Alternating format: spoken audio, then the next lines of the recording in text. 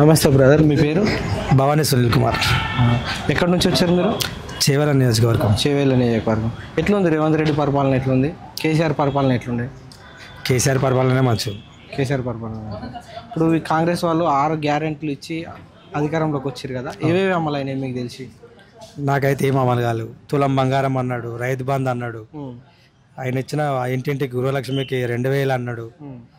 ఆయన దాంట్లో ఒక్క ఫ్రీ బస్ తప్ప ఇంకా దేనికి ఏవి అమలు లేవు. గృహలక్ష్మి 2500 ఇయ్యలేడు. చదువుకునే పిల్లలకు స్కూటీ లేవు.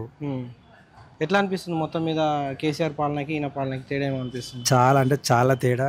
ఇంకోసారి ఈయన పాలన వద్దనుకుంటాం. ఇంకోసారి నెక్స్ట్ టైం పక్క కేసీఆరే వస్తాడు. రైజింగ్ తెలంగాణ అని పెట్టిండు కదా, ఎవరు? రేవంత్ రెడ్డి. అవుతుందా? చూసురుగా అన్న జనాలు అందరూ ఏడరేజ్ అవుతున్నది. పక్కకు ఊర్లలోకి పోతే తిడుతున్నారు జనాలు.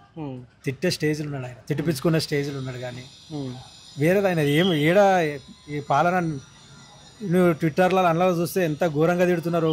అంత బూతులు ఒక ముఖ్యమంత్రిని ఎవరు తిట్టంగా నేనైతే చూడలేదు. కేసీఆర్ సార్ ఉన్నప్పుడు రైతు బంధు కానీ ఆయన ప్రతిదీ ఎంత నీట్గా చేసిండు. ఆయన కట్టించిన దాంట్లో మొత్తం ఈయన ఇంట్లో వాచుకొని అన్నాడు. అన్ని కాకులను తీసుకొని పోయిండు. వాళ్ళ ఇష్టానుసారంగా మాట్లాడిపిస్తున్నాడు అసెంబ్లీలలో. ఇంకా బయట అయితే ఏం పనులు అయితే అందరికీ తెలుసు. అది రుణమాఫీ అయిందా మీకు? కాలేదన్న. రుణమాఫీ నాకే కాదు, ఎవరికి కూడా కాలేదు. ఇక్కడ ఉన్న ఎవరిని అడిగినా చెప్తారు ప్రజలని. అసలు అయిపోయినాయి, పడిపోయినాయి, మొత్తం వేసేసిన అని చెప్పిండు కదా అందరికి. ఎవరు చెప్పారన్న? ఆయనే చెప్పిండు కదా. ఆయన చెప్తుండన్న పడినోళ్ళకు.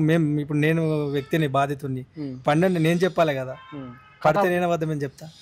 ఇప్పుడు ఎలక్షన్కు వచ్చినప్పుడు, ఓకే, ఎలక్షన్ల ప్రచారానికి వచ్చినప్పుడు ఆయన ఏం చెప్పి మాట్లాడిండంటే కట్ ఆఫ్ డేట్లు ఏమన్నా చెప్పి మాట్లాడిండు. అప్పుడు ఈ డేట్ నుంచి ఈ డేట్ వరకు అని ఏమన్నా చెప్పి మాట్లాడిండు. ఆ డేట్లు 2 లక్షలు రుణమాఫీ చేస్తా అని చెప్పిండు కదా. అదే మీకేమన్నా చెప్పిండా ఇట్లా ఈ కట్ ఆఫ్ డేట్లు అని? చెప్పిండు. ఆయన డేట్లు దాటి ఒక 4-5 నెలలు అవుతున్నది. సంవత్సరం లాక్కొచ్చిండు. ఆయన పాలన ఏంటంటే సంవత్సరం రాక ఏదో ఒకటి. అల్లర్జుందే కదా అసలు. అల్లర్జుందే అది ఒక పాటేనా అసలు? అదొకటి ఎవ్వరు దాంట్లో కోకుండా దాని మధ్యలోకి తీసుకొచ్చి ఒక 2 నెలలు దాని మీద దింపిండు. 2 నెలల బదులు ప్రజలలో నువ్వు ఏం చేసినావు? ఆ 2 నెలలు సినిమా హీరోకి ఏం సంబంధం? అసలు ఆయన ఇన్వాల్వ్ చేసుకోవడం పెద్ద తప్పు.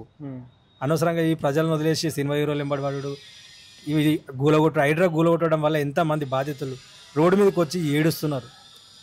రూపాయి కూడగొట్టుకొని ఆంధ్ర వాళ్ళు ఇక్కడ వచ్చి ఎంత డెవలప్ ఉండే. ఈయన చేసిన పాలనకు అందరు ఆంధ్ర వెళ్ళిపోతారు. ఈయన ఎట్లా డెవలప్ అవుతుందన్న తెలంగాణ? కాదు కదా. ఆయన ఉన్నప్పుడు, కేసీఆర్ సార్ ఉన్నప్పుడు ఏది ఖరాబ్ చేయలేడు. రియల్ ఎస్టేట్ డెవలప్ అయింది అంటున్నా. ఆయన అధికారంలోనే వృద్ధికి వచ్చిందని చెప్పి కలగా అంటుండొచ్చు అన్న. రమ్మను శంకర్పల్లి ఏరియాకు కొన్ని కోట్ల రూపాయల పెట్టుబడిదారులు ఉంటుండే రియల్ ఎస్టేట్లో. ₹1 లేకు. ఇప్పుడు ఒక అమ్మాయి పెళ్లి చేద్దాం అనుకుంటే ఒక 2 గుంటలు తీస్తే చాలనుకుంటుర్రి. ఇప్పుడు ఎకరం మీద కూడా అమ్మాయి పెళ్లిళ్ళు కాని పరిస్థితి ఉంది. రేవంత్ రెడ్డి దయాది. పెళ్లి పత్రిక పెట్టుకుని రాగానే తులం బంగారం ఇస్తా, ₹1,00,000 ఇస్తా అని చెప్పేసి నేను మాట్లాడాను. మరి ఎంతవరకు వచ్చినాయి? ఎవరెవరికి వచ్చినాయి ఏమో. నేను కూడా అందరిని ఒకసారి మైక్ పట్టుకొని తిరిగి అడుగుతా ఎవరెవరికి వచ్చినాయో. నాకు తెలిసినంత వరకు ఎవరి గీడ రాలేవు. ఇయ్యడి గిడ అది సంవత్సరం వరకు ల్యాగ్. ఇప్పటి వరకే ల్యాగ్ చేసేయండు. ఇంకా కొన్ని రోజులు ఇట్లనే ల్యాగ్ చేసుకుంటూ పోయి ప్రజలు ఊరుకోరు.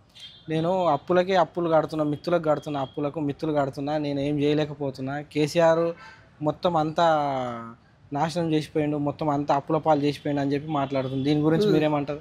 లంక బిందెలు కావాలంటారా? ఎవరైనా సీఎం ఉండి లంక బిందెలు కావాలని అడుగుతారా? రాగానే వచ్చి నీ పరిపాలన ఏదో ఇప్పుడు లేని దాన్ని నువ్వు బాగుపరుచుకుంటావు. లంక బిందెలు లేవీయడం మేము ఏం చేయలేమంటే అది మన అసలు క్వశ్చన్కు ఆన్సరేనా అన్నది? టీవీ డిబేట్లలో కూర్చున్నాడు కదా, నాకు అన్ని తెలుసు, రాబడి తెలుసు, పోబడి తెలుసు అని చెప్పి మాట్లాడాడు కదా. మరి ఎట్లా హామీలు ఇచ్చిండు ఈయనకు తెలుసు? మరి అప్పులైనా అవి అని తెలుసు ముందే, ఎట్లా హామీలు ఇచ్చిండు? గెలుస్తాడంటే ఆయన కూడా అనుకోలేడు. గెలిస్తే చూసుకుందామంటని చెప్పి ఆ మాటలు మాట్లాడిండు. యాక్సిడెంటల్ ముఖ్యమంత్రి అంటారు అంతే కదన్న. ఇప్పుడు గెలుస్తాంటే అనుకోలే, చూద్దాం వచ్చినప్పుడు ఇవన్నీ జరుగుతాయి అనుకున్నాడు. గెలిచిండు. ప్రజలందరూ అడుగుతున్నారు. అడిగిన దానివల్ల అన్ని వద్దు, 6 గ్యారెంటీలు ఉన్నాయి కదా, 6 గ్యారెంటీలనే అమలు పరచమని. ఎక్కువెందుకు? నువ్వు చెప్పినావు కదా, ఇంటికాడ నీకోసం వెయిట్ చేస్తున్నారు. చిన్న అమ్మాయిలు ఉన్నారు, 18 years వాళ్ళకి అమౌంట్ ఇస్తా అని చెప్పినావు. నువ్వు ఎన్ని అబద్ధాలు ఆడినావు? ఇన్ని అబద్ధాలు ఆడతారా? రైతులు ఎంత గలీజ్గా తిడుతున్నారు. నేను ఫస్ట్ నా లైఫ్లో ఫస్ట్ టైము రేవంత్ రెడ్డిని తిట్టినట్టుగా ఏ సీఎంను కూడా తిట్టలేరు. అంత గలీజ్ మాటలు తిడతారు. పడతలేవు రైతు భరోసా అసలు టైం కాదు, ఆయన చెప్పిన టైంలో అయిపోతున్నాయి. ఇంకా పడడం పక్కన పెడితే ఆయన పడ్డోళ్ళు ఎవరో ఇక వాళ్ళ ధనవంతులు వాళ్ళే. ఇక ఒకనొక సందర్భంలో 3 పంటలు పండించిన వాళ్ళకి కూడా 3 పంటలకి వేయాలని చెప్పి కేసీఆర్ ఒక పంటకి ఏమన్నా ఒక పంటకి వేస్తే 3 పంటలకు వేసినంత దండం పెట్టుకుంటారు రేవంత్ రెడ్డి గారికి. మొత్తం మీద ఎట్లా అనిపిస్తుంది రేవంత్ రెడ్డి పరిపాలన ఎట్లుంది? ఇంకోసారి రాకుండా ఆ దేవుడు కోరుకుంటాను. ఇంకోసారి వస్తే ఆనాటి రోజులు తెస్తానని చెప్పిండా. ఆనాటి రోజులు మేము చూస్తున్నాం. ఇవాళ ఆనాటి రోజులు మళ్ళీ రావద్దు అనుకుంటున్నాము. జీవితంలో ఇంకెవరన్నా తెలియని వ్యక్తులు ఉన్నా కానీ వాళ్ళ పార్టీ వాళ్ళని అడిగినా నేను కొంచెమే చెప్తున్నా, వాళ్ళు ఇంకెక్కువ చెప్తారు.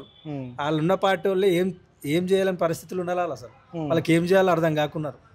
ఏం చేసిందంట అని చెప్పి రియల్ ఎస్టేట్ డెవలప్ చేయలేవు.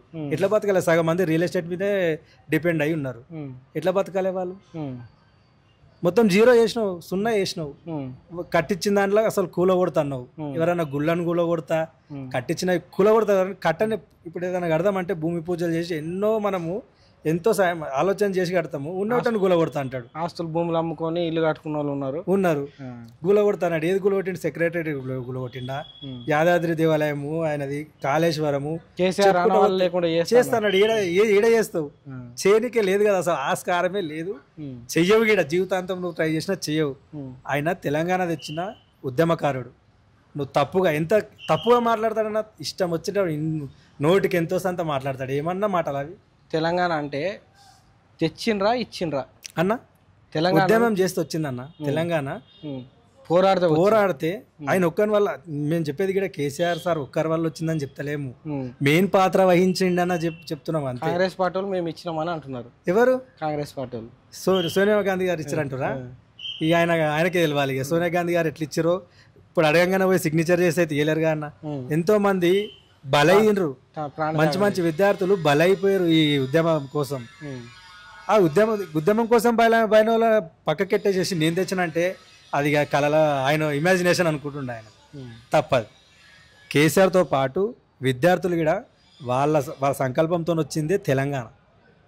ఆయన ముఖ్య పాత్ర ఏంటంటే దానికోసం కొట్లాడి అంటే తీసుకొచ్చిండు, ముందు నడిపించిండు కదా. కరెక్టే కదా. హరీష్ రావు వాళ్ళ దాంట్లో టోటల్ బ్యాక్గ్రౌండ్ చూడన్నా. హరీష్ రావు గారి మాటలు చూడండి, కేటీఆర్ సార్ మాటలు చూడండి. వాళ్ళ మాటలు కనీసం ప్రజలకు ఇనసొంపుగా ఉంటాయన్న.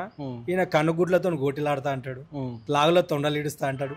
ఇది చదువుకున్న సంస్కారమేనా? చదువుకున్న వ్యక్తి, నేను ఇంత చదివిన అంత చదివిన, చదువుకుని ఏం చేసినావు నువ్వు? కనీసం నువ్వు ప్రజలు 100 మంది నేను చూడడానికే 100 మంది వస్తారు. 100 మందితో మాట్లాడేది ఇదేనా పద్ధతి? మా పద్ధత లాగులో తొండలు ఇడుసు గిదేందనా? నేను రైతువా నువ్వేమన్నా? రైతులకు తొండలు ఇడుసుడు వాళ్ళకు అవగాహన ఉంటుంది. తొండలు ఇవన్నీ కండ్లతో గోటిలాట, ఇదేమన్నా గోటిలాట? అసభ్య పదాలు వాడి తెలంగాణ యాసను భ్రష్టు పట్టిస్తుండ ఆ వ్యక్తి.